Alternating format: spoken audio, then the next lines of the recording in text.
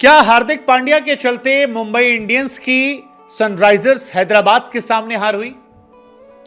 पहली नजर में अगर आपको 277 रनों का स्कोर मिलेगा तो शायद आप कहें कि यार इसमें क्या गलती किसकी, सबकी डेमोक्रेटिक तरीके से पिटाई हुई है। लेकिन जब आप स्कोर बोर्ड पर नजर डालते हैं और आप ये देखते हैं कि 11 ओवर में 150 रन बन चुके थे। हार्दिक पांड्या जब बल्लेबाजी करने आए तब स्कोर ठीक ठाक था, लेकिन जब वो आउट हुए और टीम ने मैच फिनिश किया तो डिफरेंस केवल 31 रनों का था। लेकिन उस 31 रनों के बीच में भी हार्दिक पांड्या का स्कोर जो है वो 24 रन 20 बॉल पर था और स्ट्राइक रेट 120 का था। शायद यही वजह है कि तमाम क्रिकेट फैंस को, तमाम कमेंटेटर्स को, तमाम एक्सपर्ट्स को यह सवाल उठा कि क्या यह हार हार्दिक पांड्या के चलते हुई है। एक ट्वीट यहां हम आपको दिखा रहे हैं, देखिए इरफान पठान का एक ट्वीट है और इरफान पठान में लिखते हैं कि if the whole team is playing with a strike rate of 200 plus, कम से कम कप्तान को ऐसी पारी नहीं खेलनी चाहिए जिसको लेकर सवाल हो। कहते हैं कप्तान जो होता है वो लीडिंग फ्रॉम द फ्रंट करता है, सामने से कप्तान लीड करता है और उसकी वजह से टीम जीतती है। लेकिन यहां कहानी जो है वो अलग जा रही है, क्योंकि हार्दिक पांड्या लीड नहीं किए, हार्दिक पांड्या ने इस टीम की नैया डुबो दी। कहने को वो फिनिशर थे, लेकिन इस मैच को एमआई के लिए उन्होंने आउट होने के पहले फिनिश कर दिया और ये हम आपको स्टार्ट के जरिए समझाते हैं। हार्दिक पांड्या जब बल्लेबाजी करने आए, टीम का स्कोर 11वें ओवर में 150 रन था। इसके बाद हार्दिक पांड्या जो है 13th ओवर में जब खेलते हैं, आने के बाद केवल 5 रन बनाते हैं, केवल 5 रन बनाते हैं और एक सवाल शुरू जाता है। हार्दिक पांड्या से पहले जब ईशान किशन और रोहित शर्मा आए थे तो उन्होंने 3 ओवर 2 गेंद में 56 रन की पारी खेल दी थी। 56 रन की पारी 3 ओवर 2 गेंद में। लेकिन ये जब आते हैं तब मामला गड़बड़ाता है। ईशान किशन आते हैं तो भुवनेश्वर कुमार को एक ओवर में 4 run, 6 run, 6 run, 6 run single मारते हैं और जबरदस्त शुरुआत जो है वो मिल जाती है। लेकिन जब हार्दिक पांड्या बल्लेबाजी करते हैं तब वसी भुवनेश्वर कुमार के एक ओवर में वो 5 रन ले पाते हैं।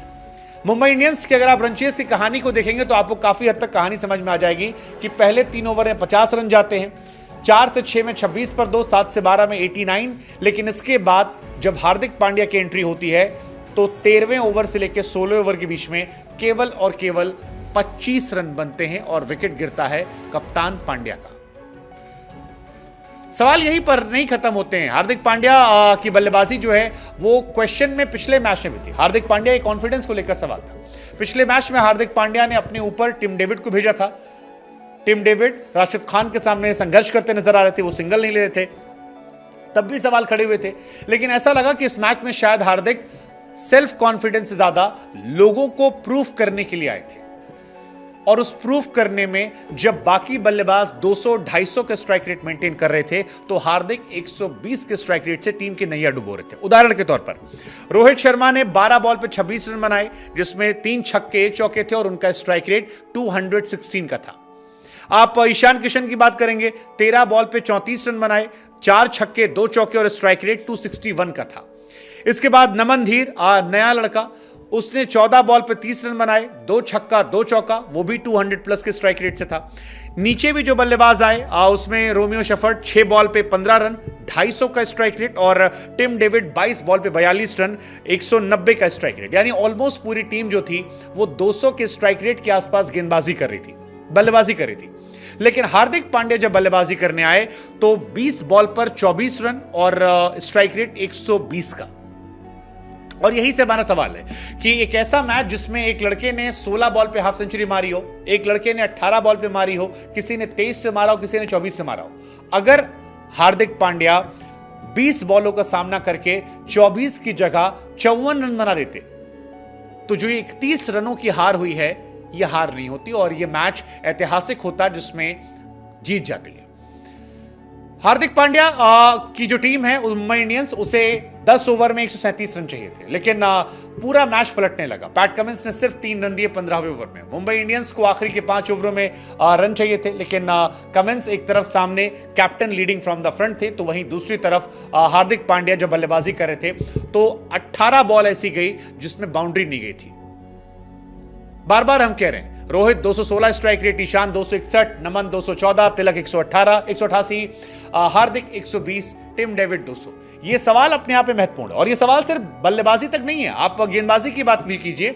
गेंदबाजी में भी हार्दिक पांड्या ने अपने आप को शुरू में प्रमोट किया, शुरुआत में प्रमोट किया। मयंक का विकेट उन्हें तब मिला जब पहले सबसे बड़ी गलती थी मफाफा को शुरुआत करना। आपके पास जसप्रीत बुमराह जैसा गेंदबाज है लेकिन आप उसकी शुरुआत नहीं करते क्योंकि आपकी कैप्टेंसी को लेकर सवाल होते हैं। एक 17 साल के लड़के से आप एक इंपॉर्टेंट मैच में ओपनिंग गेंदबाजी कराते हैं, वो आता है, पिट जाता है, उसके बाद आप पिटते हैं। जब आपको लगता है कि पिटाई ज्यादा हो गई तब आप बुमराह को लेकर आते हैं, बुमराह एक मैच में प्रेशर बनाते हैं, अगले ओवर में विकेट मिल जाता है। अगर आप सनराइजर्स हैदराबाद की बैटिंग देखेंगे तो हैदराबाद ने 7 ओवर में 111 बना लिए थे। जब अभिषेक शर्मा का विकेट गिरा 11वें ओवर में तब 161 रन स्कोर था और 161 रन के स्कोर में जसप्रीत बुमराह से सिर्फ 1 ओवर कराया गया था। सवाल वहां पर भी है कि क्या अगर वहां पर बुमराह से ओवर कराया जाता तो ये मैच के हालात पलट सकते थे, क्योंकि बुमराह का सही इस्तेमाल नहीं हो रहा। हार्दिक पर कई और भी आरोप लग रहे हैं कि कुमार कार्तिकेय हो या आकाश मधवाल हो या कई और प्लेयर जिन्होंने ये स्टोरीज लगाई थी कि Rohit Sharma is my captain, उनको ड्रॉप किया गया।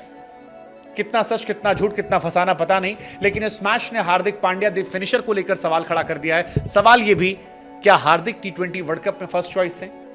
क्या हार्दिक पांड्या मुंबई इंडियंस से कप्तान रहेंगे? और क्या इस मैच में हार्दिक पांड्या के चलते हार हुई? ये सवाल बड़े महत्वपूर्ण है। आपका जवाब क्या है? कमेंट सेक्शन में बताइएगा।